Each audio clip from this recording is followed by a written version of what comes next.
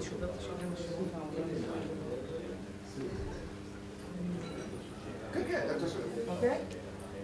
We're ready to start the next panel, so will Dominic van Burg, Flip Woods, and Christo, the stage is yours.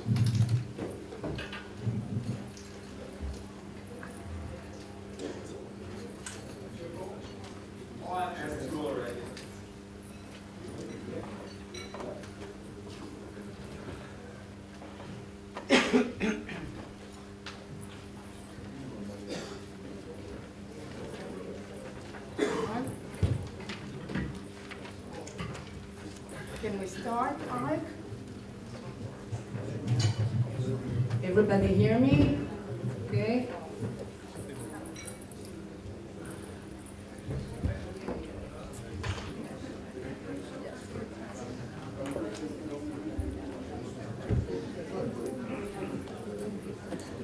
Hi, good morning, everybody.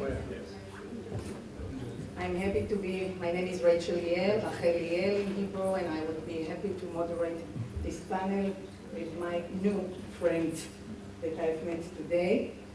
Arik, thank you very much for inviting me. We are amongst the sponsors of this important conference. And let's start. I run a foundation which is called the New Israel Fund. I don't come from the media world, and my expertise is not internet. But I know a lot about social phenomena and social trends. And I think this panel is about that, amongst others. I would like to start with a presentation that we did for my foundation. We actually saw the internet arena, the cyberspace in Israel, as a place where we see more and more manifestations of violence, racism, xenophobia, and we were worried about it. It comes along with a climate in Israel in which we see more extremism, and we decided to look at it. Turned out that not much has been done about it, so we ran a little research which I would like to present in a second, and this will be my introduction, and we will start from there. Okay, so we carried this research into October 2012, before the day of commemoration of our beloved Prime Minister Rabin that was assassinated, if you remember, in 1995. I think everybody remembers. And we decided to analyze 3,000 posts, those who dealt with political and social content, and see what's going on in terms of violent discourse. I want to emphasize in this research, we didn't talk about cyberbullying, we talked about violence directed toward groups, minorities and other, but we will be talking about cyberbullying in this conference, so don't worry about it. And because we are a foundation, I myself come from an activist background, we thought, what are we going to do with the results? And we ran a competition. If you will have time, I will tell you about it, in order to encourage young people to cope with this phenomenon of violence in the net. Okay, so I would like to share with you some of what happened there. First of all, a little bit about the definition. We kind of put 4 degrees of violence in the net. The first one is direct violence threats. I'm going to kill you. Me, personally, I'm going to break your legs. Second one is call for violent action. Okay, I won't do it myself. I'll call the government or I'll call the army to do it. The third expression of racism in violent language is not about actually doing, but it's about speaking, and speaking in a terrible way, either racist or simply cursing. And so we put a lot of effort into defining, and these are, about, first of all, the first finding. We see that, okay, 62% is not violent, but the rest, which for us is a lot, is about violence. And see that about 1 in every 3 posts has violent content. We have 10% who have racism in it. Direct threats is about 8 plus 7, 15% actually threaten to do something violent. And you will see later that a lot of it, half of the posts, are about Arabs, refugees and asylum seekers and the migrant workers. It's all one category. And of course, the leftists in Israel, which is a group that is being very hated. Okay, so let's go and we will see which groups are being targeted. And it's interesting to see, the most hated in Israel are the Arab minority. And because, why? And you know, we did some content analysis also, not just counting the numbers. Because, you know, Arabs are not loyal to Israel. See that amongst the Jews, the leftists are very, very hated, and it comes across very strongly in the internet. And why leftists are hated? Because they love Arabs, and because they love asylum seekers, and because they protect refugees. And even the academia, which is low there, when you ask why people in Israel hate the academia, because they are leftists. And leftists love Arabs and protect asylum seekers. And it's like a vicious circle. But you know, the settlers also don't enjoy and suffer from violence in the net, and we will talk about that as well. So now I want to look a little bit about the nature of the violent discourse in Israel. And it's interesting. If you look at the anti-left and the anti-refugees or asylum seeker posts, usually talk about direct threats of violence. It's really the most severe degree of hatred. It's against them. It's really going and threatening to do something to them. And that kind of violence in the net comes usually from the right wing toward the left wing. The other, the violence against the settlers is usually more talking about the state should do something about it. It's more indirect. And if you look at the refugees, they are being hated in all categories, from leftists to from direct violent threats to call for action to expression of racism. And you are not going to be surprised that a lot of racism is against Arabs. Now, when we look about how we break down the violence, and now zooming in only on the violence in the net that comes from the right wing of the map toward the left wing. This is focusing only, pay attention, on leftists, on refugees and asylum seekers, and on Arabs. And see, I mean, it's about half of the post that we counted, that we looked at, that relates to Arab refugees and leftists contain violent content. It's a lot, half of it. About quarter, if you see among refugees and Arabs, quarter contain really racist type of expressions. By the way, when we look deeper into racism, we saw kind of two kinds. One is more looking at the ethnical and religious attribute of the ethnic groups, and one looks more at talking about a demographic threat to the Jewish majority in Israel. This is, I'm sure to my Israeli friends, it won't be a surprise that, you know, there is always this fear of the right about losing the Jewish character of the state of Israel, and this is another reason why to hate Arabs and other non-Jews. And by the way, the two issues that raise the most hatred, if I can say, of violence in the net, in Israel, is politics and sports. I don't know how it's in your countries, I will ask you later. It's one and the same. Okay, now let's go briefly and see.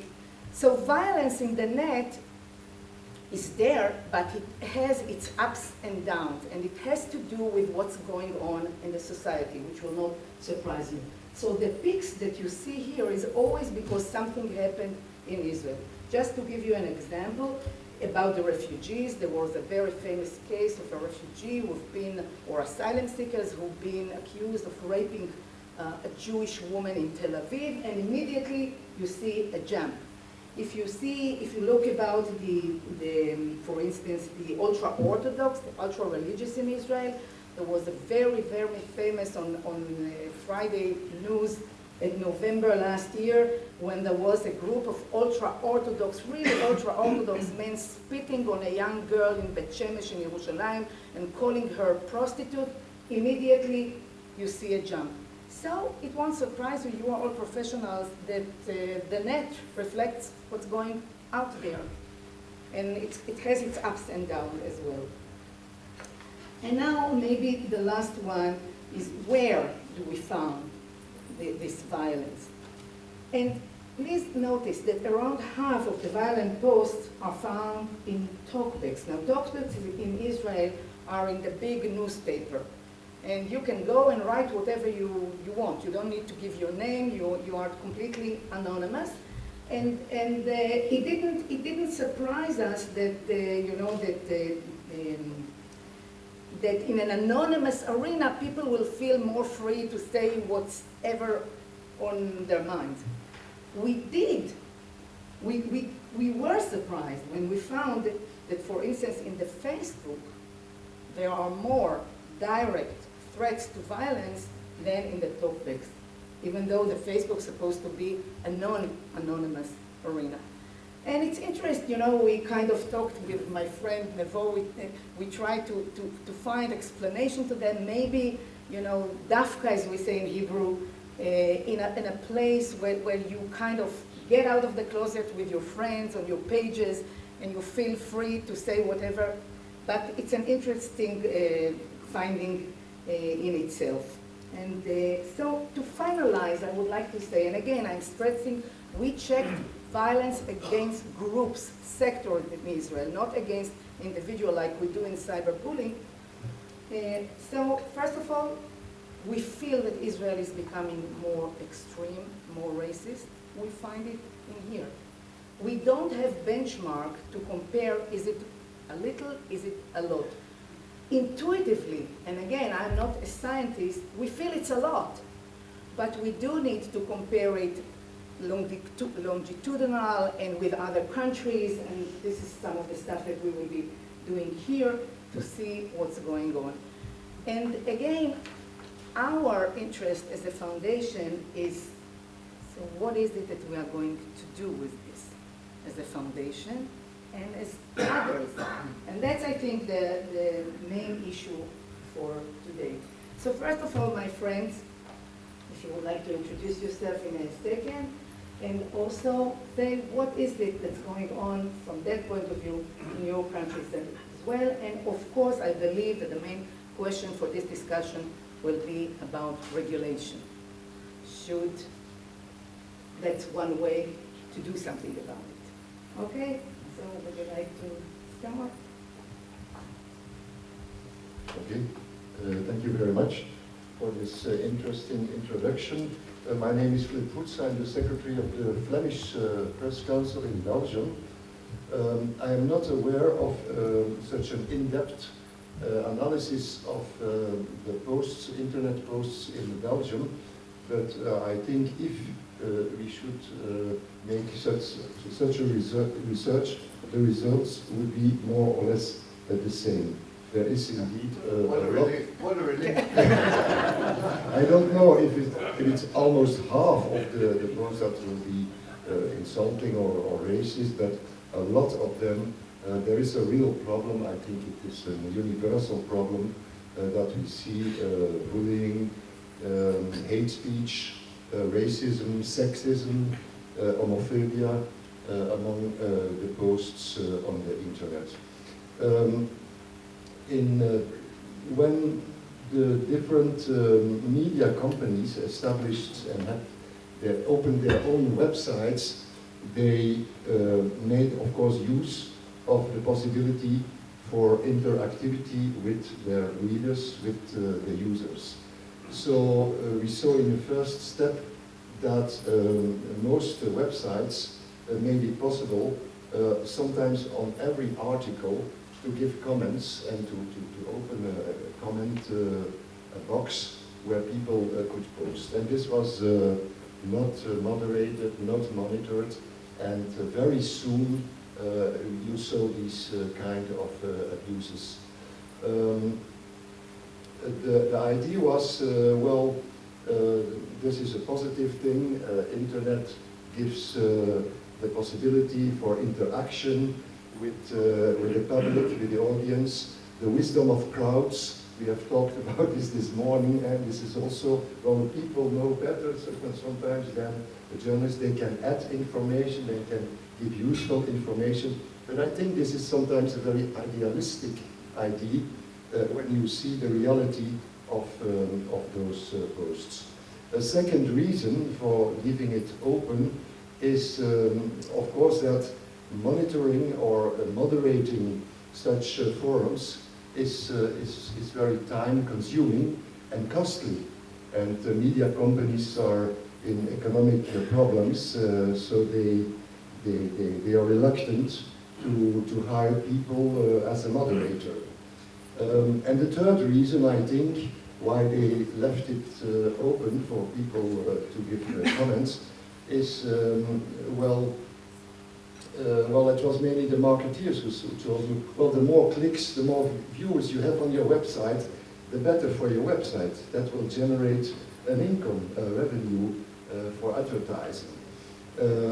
So that this was three reasons for the companies not to moderate in the beginning. But then when they saw the results, they saw that this situation affected their image also negatively, because we should not forget that when you read these racist posts or sexist content, hate speech and so on, this goes under the logo of your medium. And people associate it also with your medium. So there is also a question of self-interest, apart, of course, from the ethical responsibility that you have as a media enterprise for such comments. The law in Belgium is such that the writer of an article is the first person accountable for the content. That was an additional reason for many companies to say, well, we won't moderate, but because as soon as we moderate, we also are legally, we are also responsible for the content, so let it out. We had a whole discussion in our council and with representatives of the media companies, and then finally in 2010 we convinced everybody that there is, according to our point of view, an ethical responsibility for organizing such forums or comment pages. And we issued a guideline as an annex to our code, asking either to moderate the forum, or when you do not moderate, at least have the necessary tools to remove the inappropriate content from your website as soon as possible. So there is an ethical responsibility for the publisher on their forums.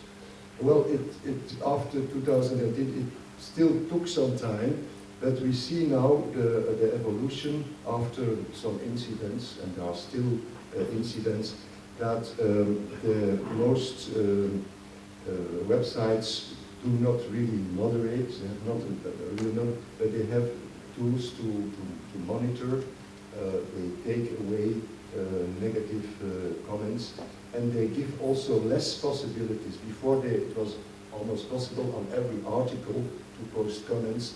Now, especially when it is about sensitive issues, articles about sensitive issues like about immigration, for instance, and a lot of the comments are also negative about Arabs in Belgium because our immigrants happen to be also mainly from Arab origin.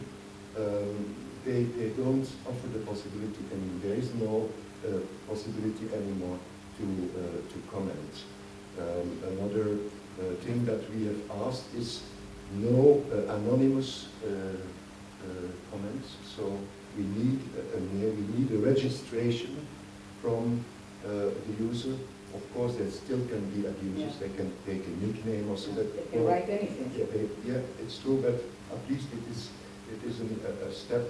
And another tool is filtering. There are electronic filters that can block certain words or and so on. But maybe we can talk about it later, but in detail what it has happened, because I want also give the possibility to my colleagues to talk about their situation.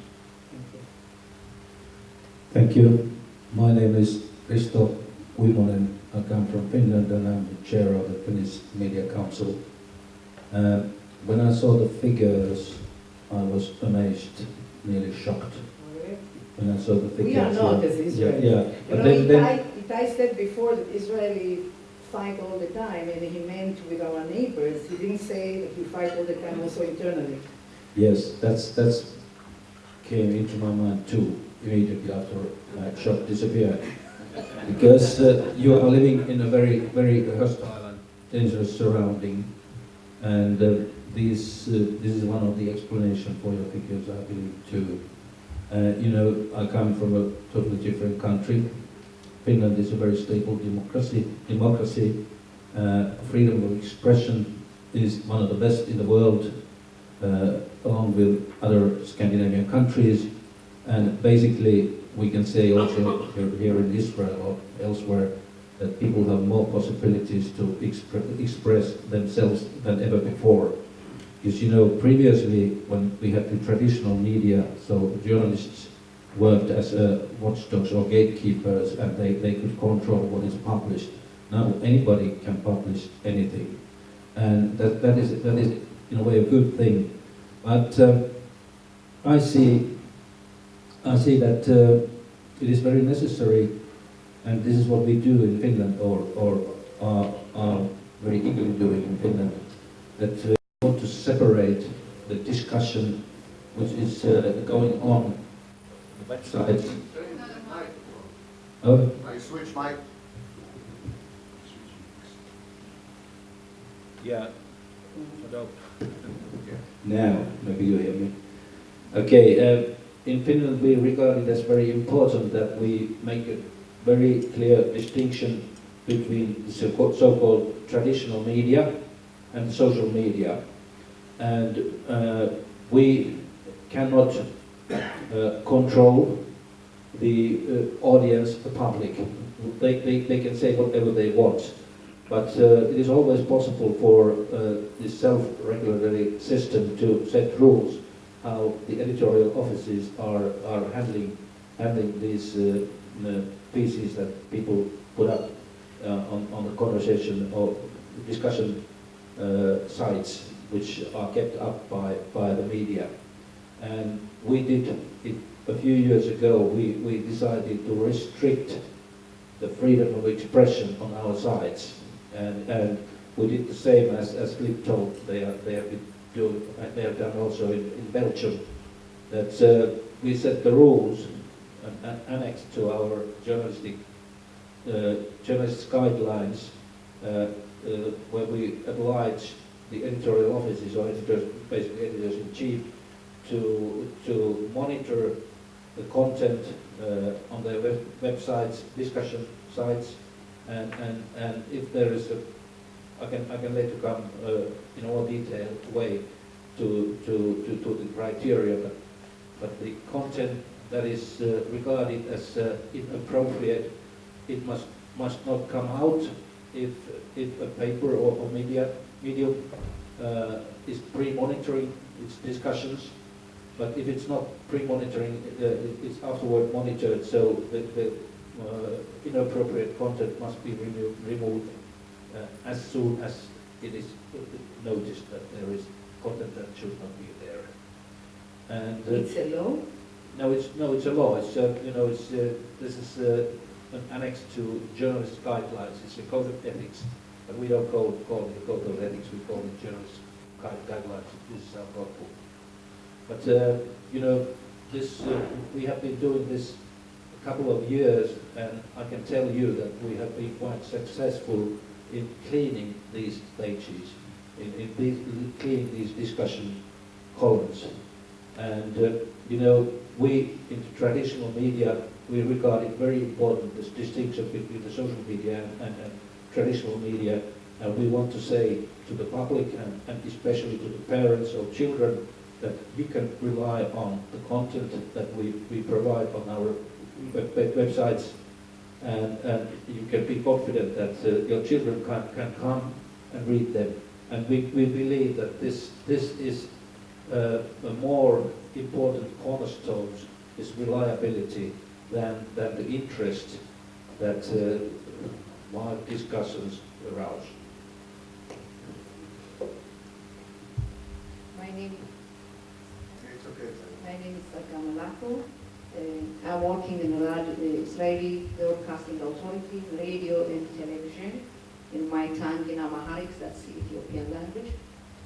And I'm working in traditional media, and also I'm very happy to use it in this social media. And sometimes I said, okay, that's how would I like without internet? But on the other hand, I said, that's thanks to God, my mother, she couldn't how to read and write. She's her life is very better. And the problem, you're talking about violence of racism. Here, can I give an example? In Israel, since we have a lot of refugees from Eritrea and Darfur or Sudan, and you can see here in the violence, not only in social media, also in the physical violence against Ethiopian too, because our color is the same as. And sometimes when I saw in South Tel Aviv demonstration against those refugees, and automatically when I read on the internet and social media, and it took because the people how they react, really that's shame. Reaction is why we have to give them permission to live here, why we give them to here, and the life is not good for us because how many blacks they have to be here. And it's like every time, wow, how we have to do limit. We have to limit this unlimited social media is very dangerous. And the next day, and some Ethiopians, when they walked to Tel Aviv, in South Tel Aviv region, they beaten by Israelis and others. And it's just the beginning in the social media violence, and after a few days, and you can see and physical violence. And how we can solve this media, how we can use it. And I think the main point is in Israeli society, as Israelis, I'm talking as Israeli, and we have to focus in education in children, how to use this social media. This violence is the same as other traditional violence. I'm very sorry to say that, but that's, we have to change our view.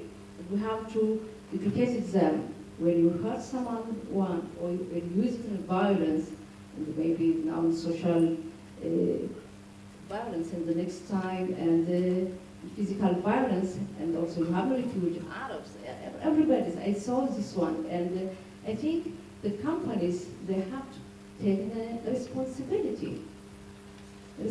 I know in Israel we don't have a law to limit this new media, but we have to do something. And otherwise, without limiting today, someone is hurt in physical violence, the next one, where's the limit? Where's the limit? And we have to know that. We have to educate the children today. And I saw myself, I came from Ethiopia at the age of 16. And the first time I saw here a refrigerator and every modern equipment here, I use it. And my sons, who was born here, they are in the university, the next time will be in the army, and they have to know how to be a good users, this very nice and wonderful new media. Yes, thank you. My name is Dominique Fonbourg. I'm the president of the Swiss Press Council. I want to answer the questions about the degree of violent speech in Switzerland because I have no precise indication or scientific indication about that. Maybe they exist, but I don't know. As far as the Press Council is concerned, we made 2 years ago recommendations about anonymous commentaries on internet. And essentially, these are the principles contained in this position. First, the Press Council is competent only for the commentaries and blogs relating to the editorial content. For other blogs who are hosted by a media site, the publisher have to take the responsibility, just like, for example, for the publicity for advertising. Second principle, from an ethical point of view, it is the content, the context who are decisive and not the form of the contribution. That means that the rules of anonymity for comments on the net are the same for us, must be the same as for letters to the editor. That means that the ground rule is identification, and in some exceptional cases, anonymity can be granted, but the editorial staff must know the person, the identity of the person. There's one exception, however, to this rule concerning comments on the net, and that concerns forums where immediacy and spontaneity is required, when we have to have a reaction in a half a day or so. In this case, we judge it would be not proportionate to ask for identification, but in these cases, we require that there be free monitoring to avoid that hatred speech and so forth comes on the net in this way. It's interesting to note that about the same time when we issued these recommendations, I don't know if there's a link or not, one of the biggest media houses in Switzerland, Media, which has the main newspapers in Geneva, in Lausanne, in Bern, in Zurich, and so forth, decided to ban anonymity in his sites. So this is obviously the trend now, at least in Switzerland, and largely also while preparing this position, we noted that after a first period of discovering free speech, unlimited free speech on the net, the tendency, at least of the news media, is to restrict more and more papers or sites as for identification. One last remark, which is a little different. In his practice, the Press Council only rarely upheld complaints about discrimination. For us, freedom of speech has to be granted as far as possible. That means that we condemn discrimination only if it clearly takes on a group and if it has a certain degree of gravity. And in most cases, it's not the case. Thank you. Anybody from the... Alec, you are the first? Always. As the host, you are giving the permission. Thank you very much. No, thanks. That's very interesting. I mean, this is at the forefront of debate about internet and mass media in the world today. I mean, to what extent do we grant unlimited freedom of speech? Now, Dominic, what you concluded with raises interesting questions. Do you know whether these guidelines and these measures taken by the various news sites have adversely affected the amount of traffic? I mean, has it inhibited people from talking on the net? I'm sorry, I can't answer this question. Okay. I'm sorry. I didn't look it. Okay. Should have. And in your case, sorry, did yes. it help? I can answer to you partly on the experience of Finland. You know, it's inevitable that the amount of traffic becomes smaller when you set these kind of rules that we have done. But on the other hand, you know, the quality of conversation is increased, and majority of the readers appreciate that. And when we saw the figures that I think that's the best research done so far that I have come across. Thank you. Yeah, but you know, in Finland, the assessment is that it's only from 5 to 10% of the internet users that use inappropriate language and expressions. And the question should be put in this way: on whose conditions do we work? Do we respect the small minority which want to be minority that wants to be racist and violent, or do we work on the condition of the vast majority? And we believe that, and we on the experience of ours, we can very confidently say that people have been very satisfied with the decisions that we have been made, and we have been applauded by the when we introduced this annex. And also I want to tell you that when we prepared this annex, it was finally adopted by the Finnish Council, but we had a very careful preparation where we had the editors-in-chiefs included. They were they're making the wordings together with our people, and this way we want the consensus on this matter. And it is always in Finland it's difficult to renew or write new texts for the journalist guidelines, because every word or comma must be accepted unanimously, and that's why it's quite complicated. But then the final result, when it's accepted, so it will be followed, and it is respected also by the editors-in-chief. And there were no objections from the side of the press. There were some people in the public who were saying that, oh, this is going to lead to a boring discussions, but we don't hear any more that kind of this kind of comments. Sorry. So you are. I continue on what Risto has said.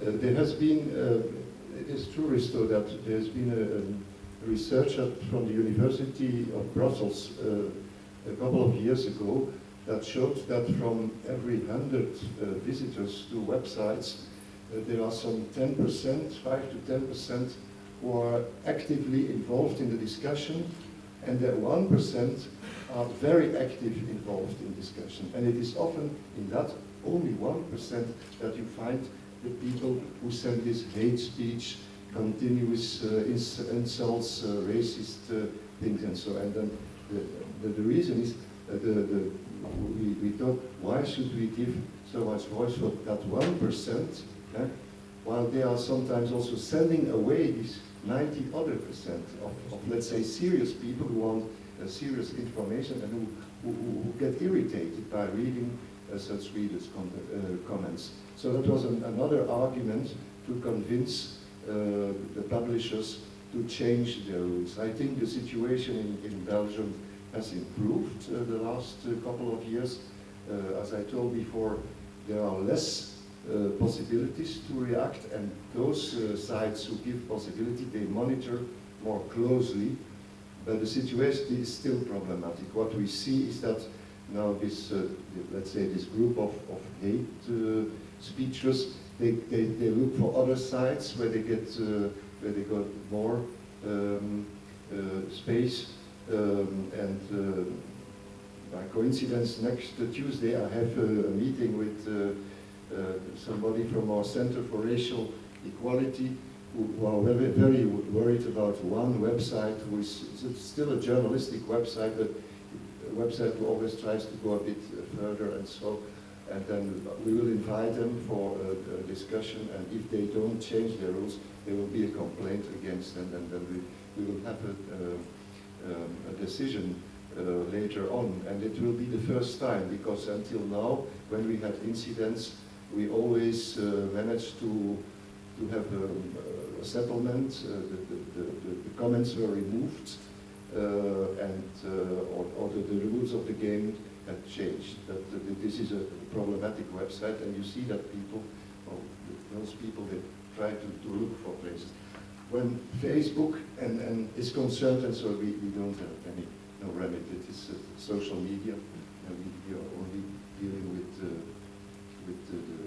journalistic websites. Okay, sorry.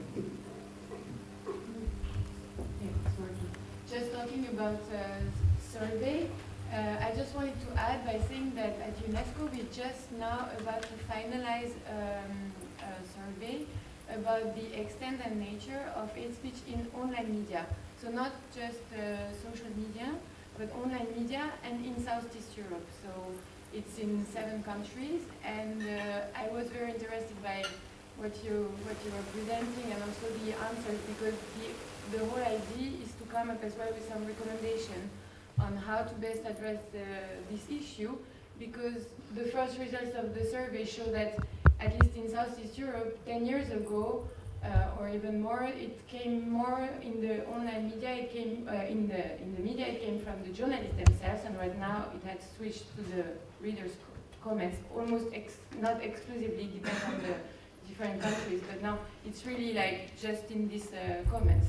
So they have been discussing what have been the best solution, if it should be pre-moderation, post-moderation, and it was the first time actually that I realized that there is also the request for identification, and I'm just wondering how it works concretely, because this I don't really know. I know about post-moderation that you request like that the newspaper is liable if it doesn't remove the hate speech content from his from the comments.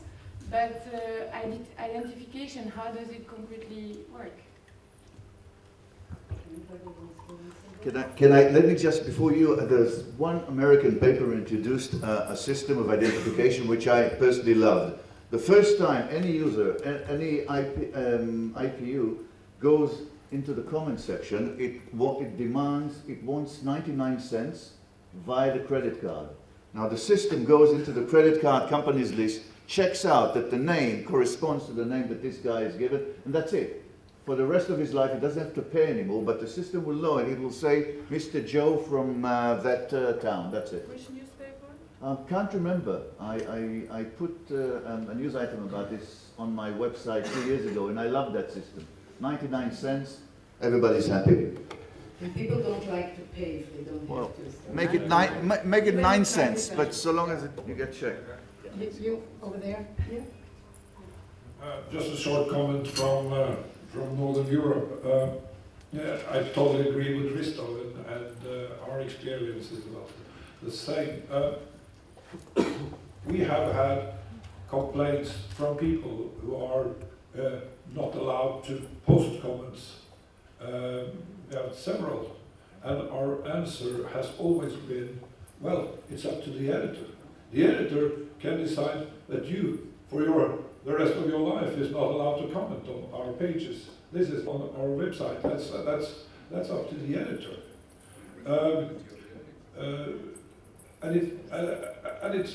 But to be clear that the editor is responsible for the content, even for content that he or she has never seen.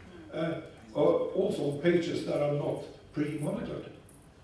By the way, in Israel there was an attempt to legislate against talkbacks, meaning that the website will be responsible, even if it's not the editor or the publisher or the journalist. Somebody just wrote a talkback, it's the website's responsibility. It didn't pass, it was stuck, and the reason is that, you know, the issue of freedom of expression, and the question that the more philosophical, if you want, maybe ethical, I don't know how to define it, where do you draw the line?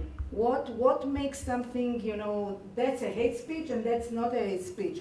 This is a violent content and this is not. Is it just about pedophilia or sexism, or is it about gambling, or is it about, I mean, where do you draw the line? And in Israel at least, I mean, the dilemma between the need to protect the people on one hand and to provide a freedom of expression to everybody, and you know, for people like me, for instance, who I dedicate my life fighting for democracy, it's like a dream that the internet is like so open. Everybody has the same voices. I mean, a leader and an ordinary person. And the dilemma between the two, I think, is something that Israel is very much struggling. So we don't have legislation yet in place. And this is why it's so interesting to hear you guys about. And also the question, who should regulate? Is it the state? Is it the publisher? If I'm a publisher and I don't want to regulate, then I won't, but if I do, so there are many questions around it. Freedom of expression do also. Sorry. I just wanted to answer the question about identification. I'm afraid my English was not precise enough. We ask these comments to be signed, like the letters to the editor, but we don't require the proof of identity. to proof of. You don't know that it's the real. Maybe we should, but we don't. So we set the principle. But of course, there are papers who control, who take controls. That we set the principle, and that we didn't set the means of how to be sure that the signature is a real one. Okay. Well, I think anonymity serves a very important social process. And if you want to block anonymity, you, Rachel, will not be able to do the study and to really understand what kind of undercurrents there are in the Israeli society. And by blocking, I can understand to block comments against individuals, to block them. But anonymity here allows you to really get the picture and not clear under the carpet the real social currents that take place in the country. I think it's very important to be aware of them. And by identification, you will be losing a very important tool that has a very, very important social purpose. Thank you. Yes, please. And if you want, please jump in. I just want to say that this discussion about responsibilities, are the editors responsible or readers who are posting the comments, is still lasting in Europe, and it's open question. We have at the moment in the European Court for Human Rights case Delphi against Estonia. Delphi is one, I don't know, do you know for that case? Delphi is one famous news portal in Estonia who was sentenced by Estonia state for posting readers' comment, offensive. And they went to Strasbourg and opened the process against Estonia state, saying that they are not responsible for the readers' comments. So we are waiting now on the decision by the European Court to see what they will say about responsibility on the net. And I think this decision will influence further discussion about responsibility on the net. And what do you think? I think that it's important to keep anonymity on the internet, because we wouldn't have political informations if people are not anonymous. From the other side, you have a good opportunity to spread hate speech, different violation, whatever you want, but I think anonymity is the heart of new media. May I just comment on that and on your remarks? I would like to stress that our rules are valid only for news, for the sites of the news media. And in that case, we feel that the aim of these forums in the sites of the news media are to progress with the content, to have a debate, a real debate and so forth. And many sites had to look to see that with the anonymous contents, the level of the debate was very, very low, and what was said already.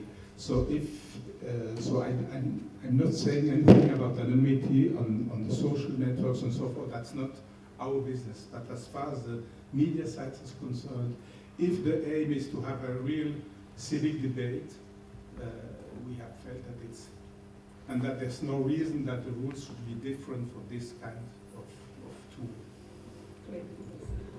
Well, I agree with that, and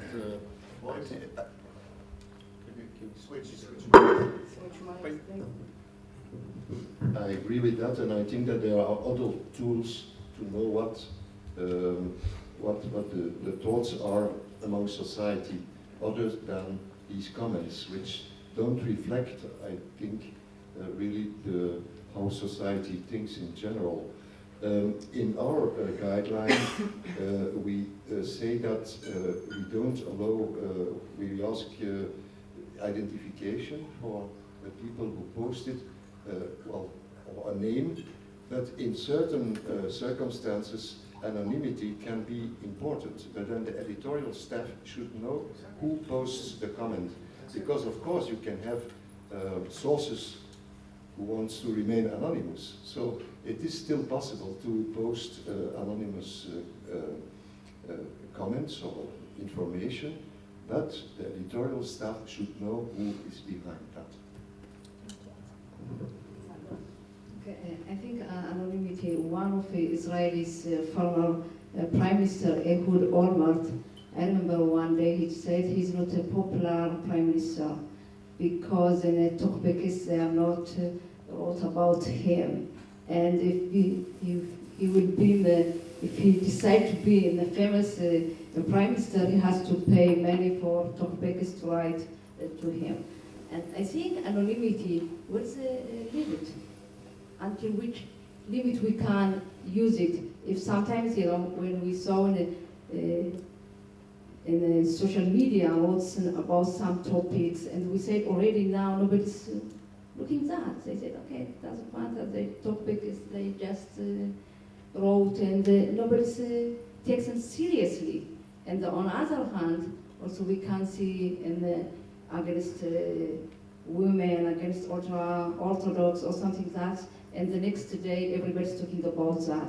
I think where's the limit? That's the question. We have to know where's the limit. We have to limit, or really I'm very confused. Still now, on the other hand, it's freedom of speech. Also sometimes you can see what's gone there. And anonymity is very dangerous. I would like to add one point. It's, in my opinion, it's very useless to try to limit by lawmaking the social media, and it's you know, it will not succeed. And you know, you can make a national law. People can circumvent it by going through abroad. So it's useless even to try to control it in the same way. But because of this, it is possible for the media companies to control their discussions on their websites. Just because of this, because people have ways of expressing themselves. So you are not diminishing the freedom of expression when you say that I don't want to publish this kind of material on my page. And I also want to draw your attention to the fact that yesterday somebody said that everybody can be nowadays a journalist. That's basically true, but in my opinion that's nonsense. Think about there are 1 billion Facebook users. The number of Twitter users is around hundreds and you know, think about all the others. Maybe in the world there are from 2 to 4 billion internet users. So whose site is important? Which one of these do we follow? It's impossible. And you know, this gives a very big advantage to the traditional media, because every single blogger wants to be quoted by the traditional media. And you know, when we talk about the Arab Revolution here, it started with Twitter and text messages and so on. But you know, it became important only after the big media took it up. The BBC, CNN, Fox, Russian TV, and Al Jazeera, yeah. It became important. It is important always to let it explode in the big media, in the traditional big media, because you know, in a country like Syria or elsewhere in the Arabic countries, because they are having a civil war, so there is no media which can you know win international attention to that. They always need the attention of the big media, these Twitter users or Facebook posters and so on. And this also applies on a national level to the single content providers. You know, it's useless to publish something that nobody reads. You want to have the attention of masses, and you can reach the masses only through the traditional media so far. Maybe this will change later on, but so far. And this is also a thing that we must remember, that when we set the rules for the national traditional media, how to control the discussions on their websites. So, you know, they are at our mercy still. And they can publish their opinions elsewhere, but nobody cares. But they are very willing to get their opinions on the traditional media sites and pages. Okay, just a short comment, if I may. Aren't we confusing this debate, freedom of expression with accountability? I mean, humans have been able to say things for much longer than the internet has been around, right? I mean, 2,000 years ago, you can still talk and shout your mind, but you'd be either committed or arrested. You know, people had to stand behind what they were saying. So we're not limiting their ability to say things, but they should say things appropriately. That's the whole debate, I think. But Arik, if I may, I mean, there is a huge difference between, let's talk about cyberbullying. I mean, once, I believe in history, children were always bullied in schools or whatever. But the fact that now the entire world can see this, that makes the difference, that makes it so dangerous, and that's why it magnifies the dilemma so much for us. Because myself clear, I'm all in favor of identified comment on the net. Okay. Later.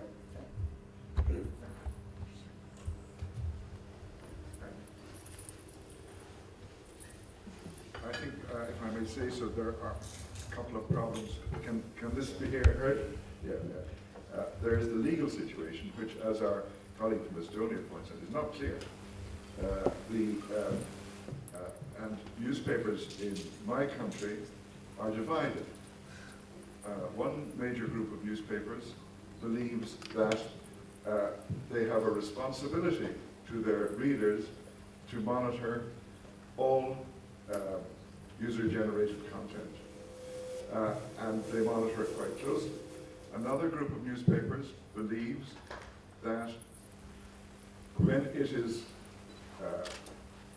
making space on its website for unmoderated user-generated content, it is not acting as a content provider, but only as a digital platform, as a conduit.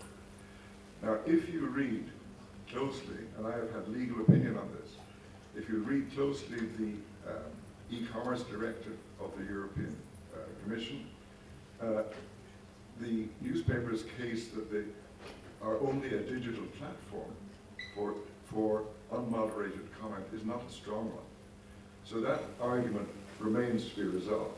But no matter what way that argument is resolved, I think press councils have to come to some kind of view about whether unmoderated user-generated content on newspaper websites, on the websites of their own publications, come within their remit or not.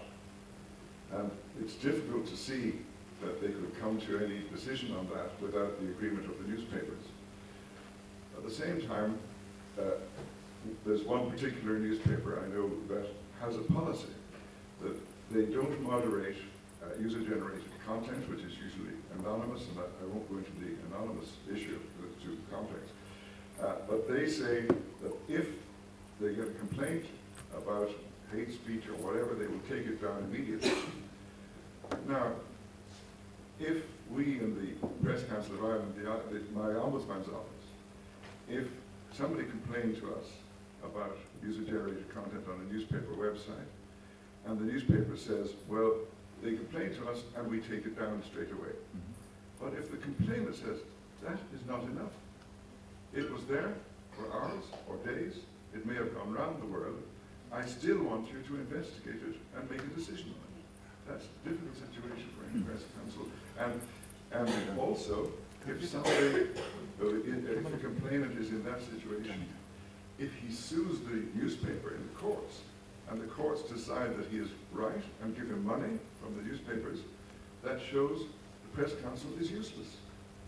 So there are big issues for press councils in terms of whether or not they decide that unmoderated, user-generated content is part of their territory or not. And if they can move in this direction, how do they involve the newspapers and get the newspapers to accept that they have a responsibility as well? John, we in our council paid a lot of attention to try to define what is a user-generated content and what is not. And I read to what conclusion we came to. And because for the first time we define what is a journalistic content. And we define it in this way. It is material that is editorially prepared, editorially ordered, processed and selected for publication on journalistic principles or with journalistic emphasis. You see, there must be the hand of the journalist in between. And our annex concerns content generated by the public on websites maintained by the media. And we say, this should not be regarded as editorial material. So that's the definition. So material that the public provide is not regarded as an editorial content unless there is an editor's hand involved. And then we say that the editorial office shall create content that comes to its attention, content that violates privacy and human dignity. This is how we try to solve this problem, and so far I can say that there are no other voices, so it has been quite satisfactory so far, but maybe later on something else will appear. I want to come back to Dominic's statement about the fact that anonymity for discussions on news sites should be eliminated to improve the content of the discussion. I did my doctorate in 1974 at MIT on studying the importance of anonymity. We have provided groups like this group with devices, anonymous devices, and we carried discussions, and people could give feedback, live feedback during the discussion on what was going on, and we studied how the anonymity affected the people according to their profiles. And what I found in my research is that even the leaders of the group who had no problem in expressing themselves in front of their groups loved the anonymity. There was no significant difference between the profiles of people. They all loved the anonymity. Even people who are leaders, political leaders, and we studied hundreds of groups. Everybody loved anonymity so they can express themselves about issues that otherwise they would feel hesitant because of political reasons, peer pressure, all sorts of other reasons. So anonymity is also important for news sites because people express themselves differently when they are anonymous. So we should not lose sight of that as well. Thank you. I'm Daphne from the Netherlands Press Council, and I just wanted to add that in the Netherlands, the editor is responsible for all comments, pre or post moderated on its site, and therefore we had some complaints from people that are not allowed to post anymore, or the posts were taken away. And we believe that since the editor is responsible for the comment he may take down or may refuse, and where the complainant said it was a limitation of his freedom of expression, we believe that it's not. He can say whatever he wants, but not on the website of a newspaper.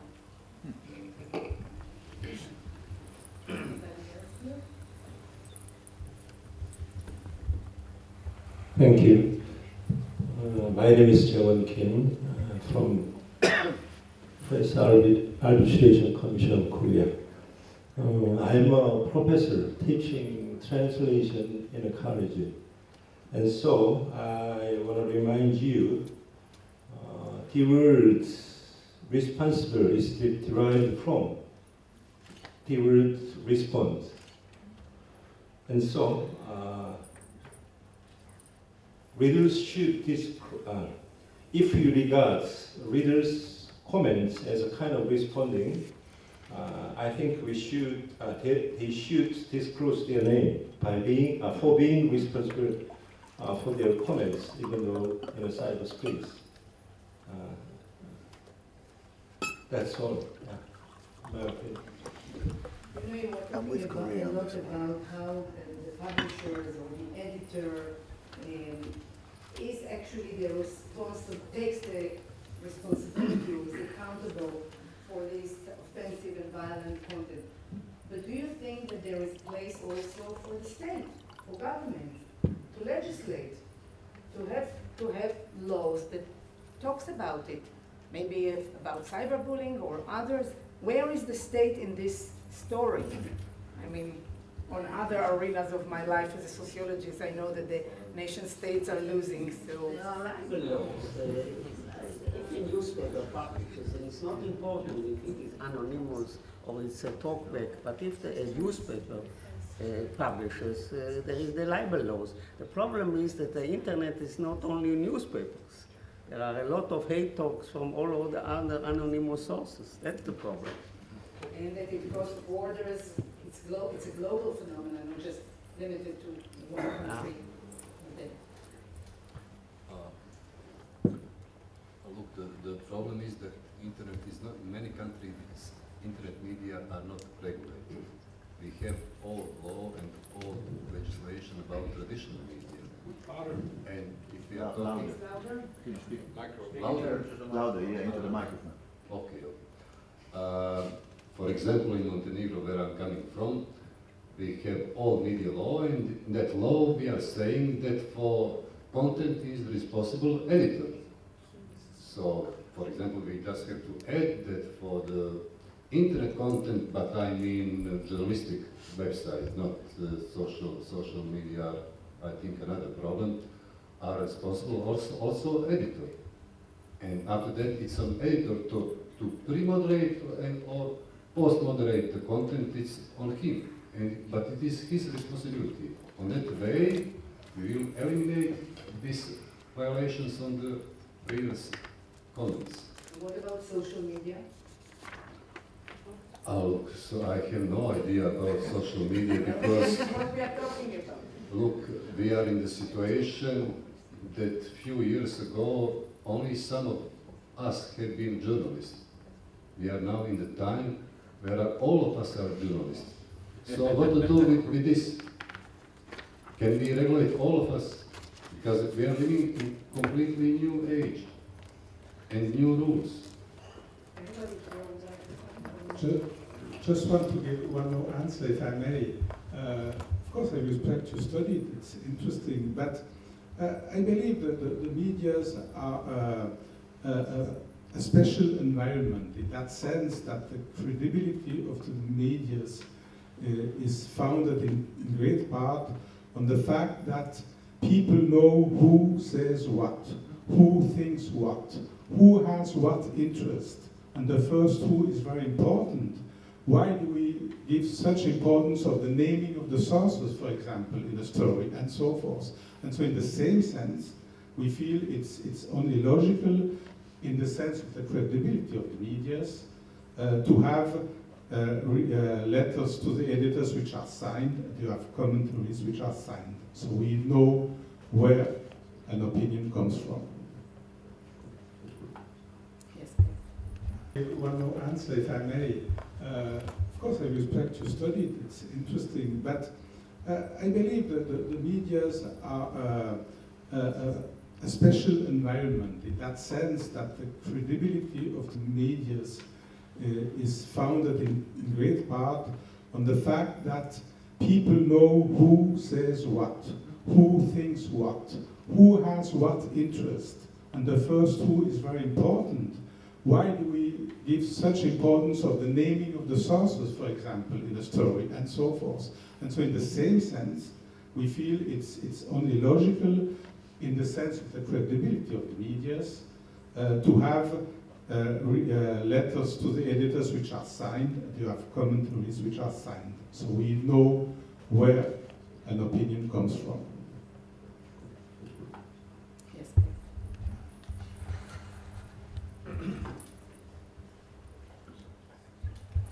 Hello, I'm Futura. No, louder, please. You come from a small nation, but you have a large voice. Can you hear me now? Yes, please. Okay. So regarding the responsibility in social media, I believe that in cases where newspapers have, online newspapers have official websites or pages, let's say, be that in Facebook or Twitter, we should be careful too. Let me share with you one of the cases that happened in Kosovo last year.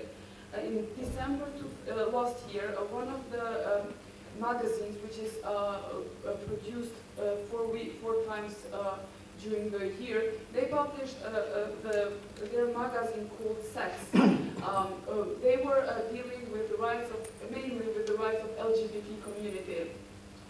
Now, they created an event in Facebook and invited people to attend the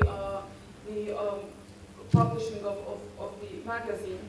And because there were misunderstanding and because people started to use hate speech and calling for inciting violence, within 1 hour, more than 100 people went to the place where the event was about to take place, and they waited for the guests to come.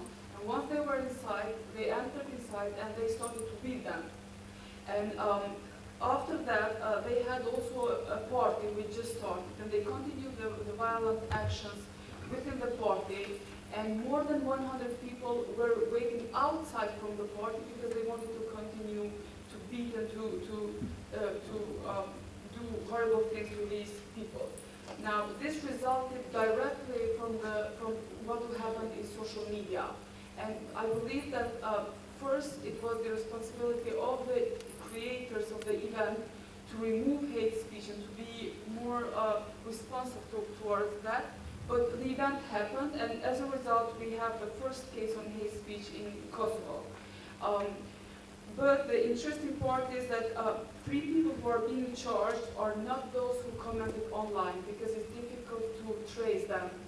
So none of those who basically incited the violence is being charged, but only those who were present during the event are being charged. There are 4 investigations going on regarding those who commented, but as the prosecutors said, it will be very difficult to charge somebody because of anonymity. So basically, I believe we should be careful also with social media when we can do that, especially when we have official Facebook pages or Twitter accounts, etc. Yeah, thank you. I was so impressed with the findings of the NIF, and let me just briefly introduce the writers is wrong.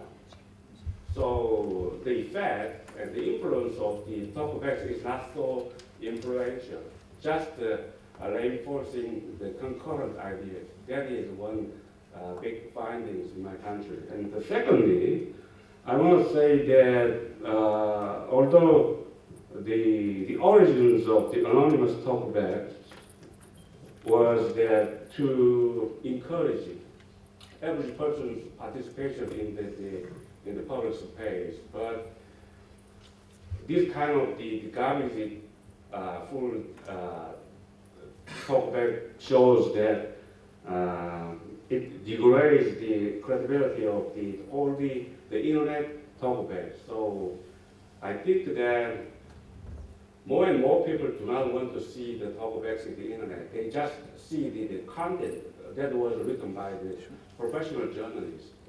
So when you think about how we evaluate the current status, that is fully done by the anonymous. That is a brief summary of the South Korean case. Thank you. I was the director of the Israeli radio program that was in Russia Aleph, Channel 1, and for 5 years. And I remember that time we had a daily talk show radio program. Everybody's calling 1 hour before and they start the radio program, this talk show, and we register them and we call back and they're talking about their everything. And I remember the majorities, they prefer their anonymity because after they call us and when we call them, they said they prefer to use it in other name, anonymity or nickname. But in social media, what we saw, and anonymity is very important, but on the other hand, how they use it. In traditional media, everybody knows who's talking, and sometimes, if they say something wrong or they abuse someone, or especially the majority, they are talking against the settler, and they call us, and they said, who the person is talking. We know him because we have his telephone number, we know that. And we call them and say that wasn't wrong, we discuss. But here in social media, we don't know. And this anonymity, we have to limit them. And if someone wants to talk about some issue, has to stand behind what he's talking, what he says. We have to know about his person, his opinion. And otherwise, it's very dangerous. Or today, I think, in Israel, the majorities were not focused in a tokenism. We said, they're talking, we know that, and sometimes, the same opinions.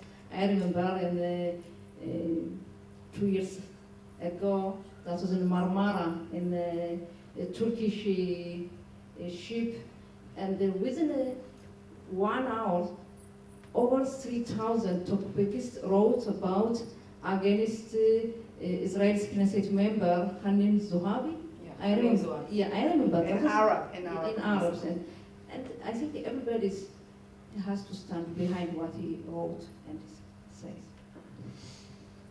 Yes, please. I just wanted to respond to your question about about the laws regarding hate speech, just by saying that actually there are already a lot of laws about hate speech. Not in every country, but there has been a multiplication of laws, just like hate speech laws, I would call them. And there has been as well a lot of interesting reports about how these laws could be misused against freedom of expression, against media. So in some countries it is necessary to have these laws, but they need to be strictly defined according to international standards. And if you're interested in this, it's really interesting to read some reports, particularly I think from Article 19, that was making clear definition, and there is also now some reports from the UN Rapporteur on Human Freedom of Expression on how to clearly define hate speech in laws, so that it doesn't run against the media.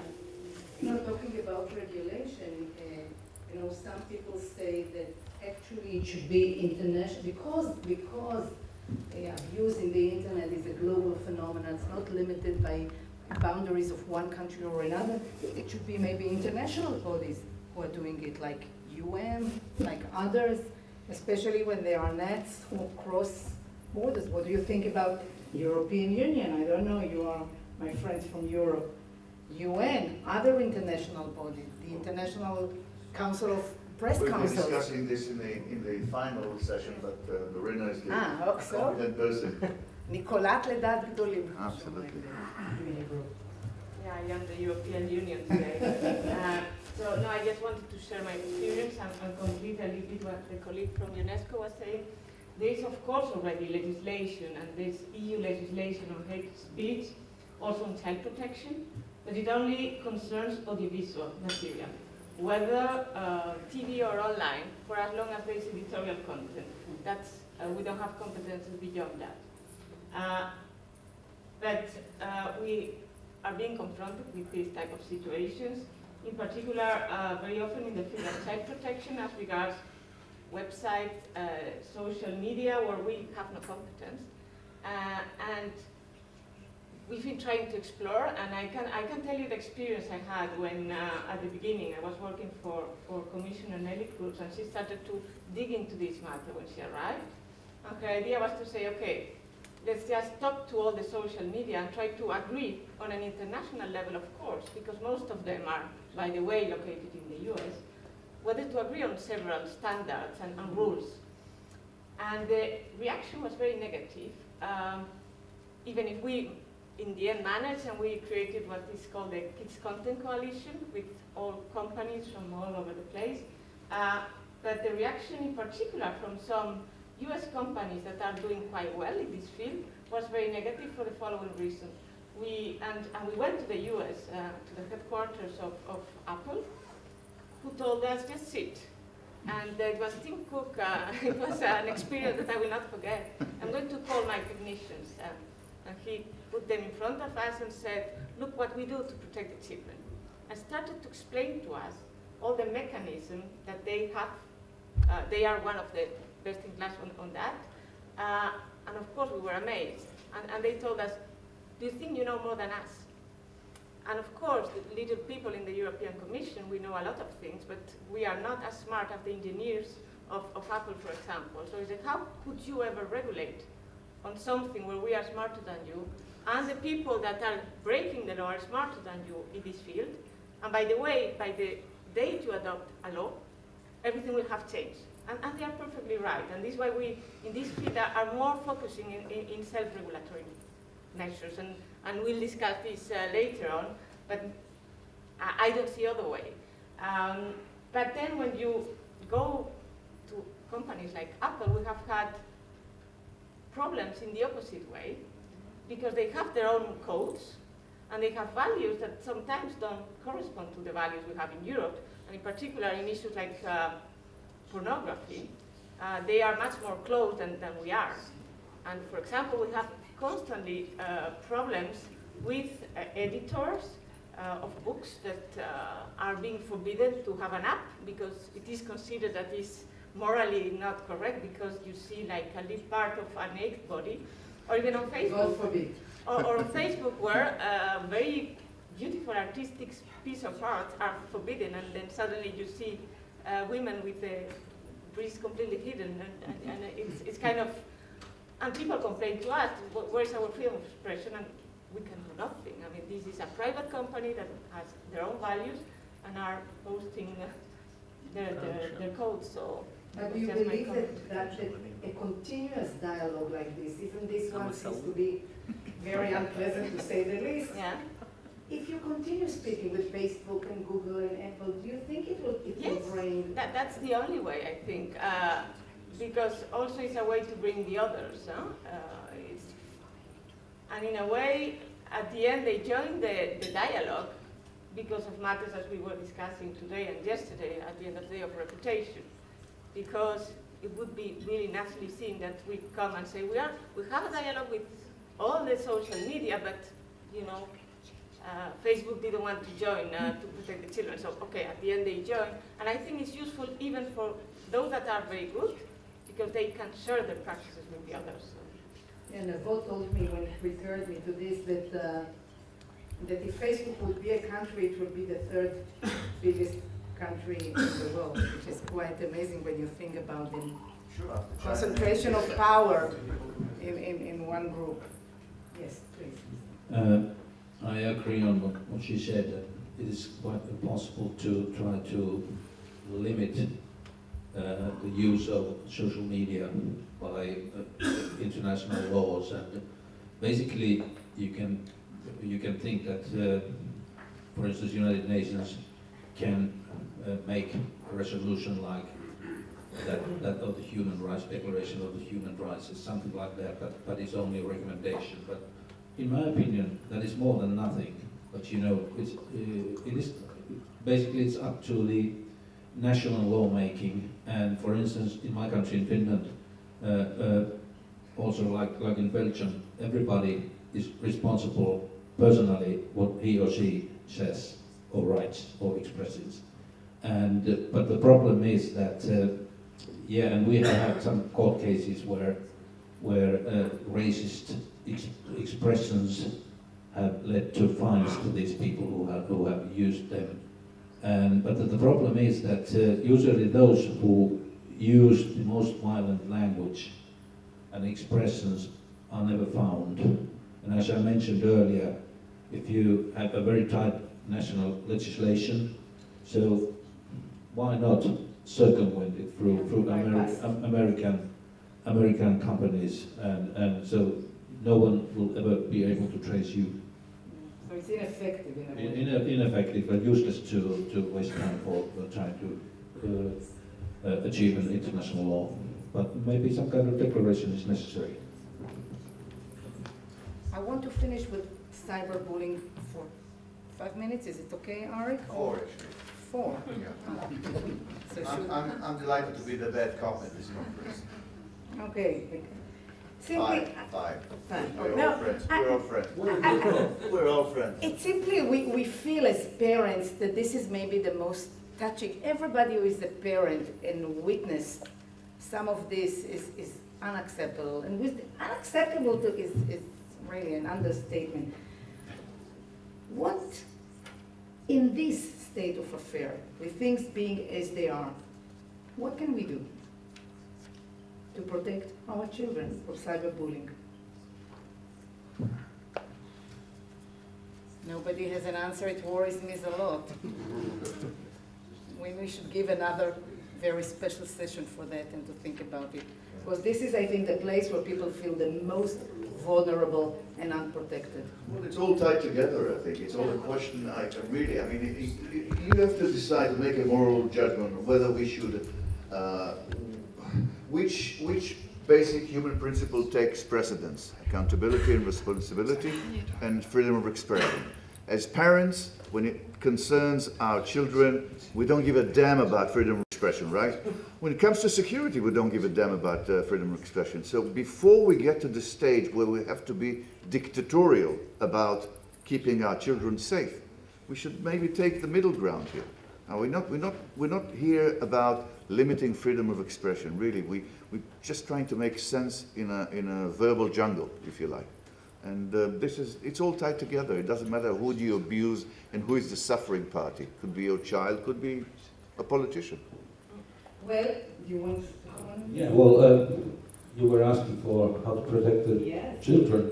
I think it's a long process which starts when the children themselves are small. You know, everybody knows the word etiquette, so we need an etiquette for children and for each country, where we teach how to behave on the internet, what kind of language you use, and what you read, and so on. And we need education. Long educational process is the only alternative, because the other options are impossible. And this is what we have been in Finland trying to say to the educational authorities, that this kind of program is needed. And I think it would be good in every single country. And this is what we can do by ourselves. Thank you. And my friends on the panel, everybody last words? Just a last word, and a different one, maybe more philosophical. For me, the question is, where are you freer? Are you freer in a system without boundaries, without any rules? Or do you need some clear rules, and inside of them you can feel and be and act very freely?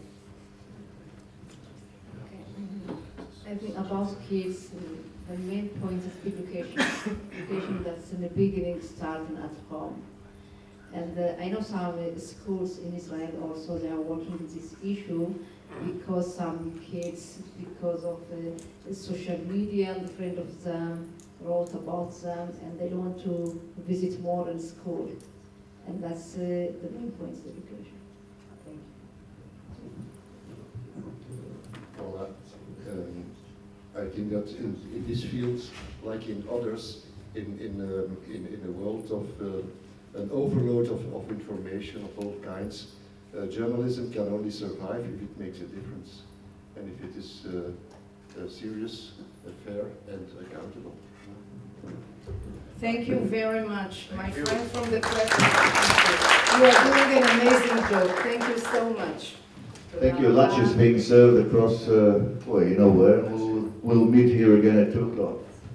Thank you so much.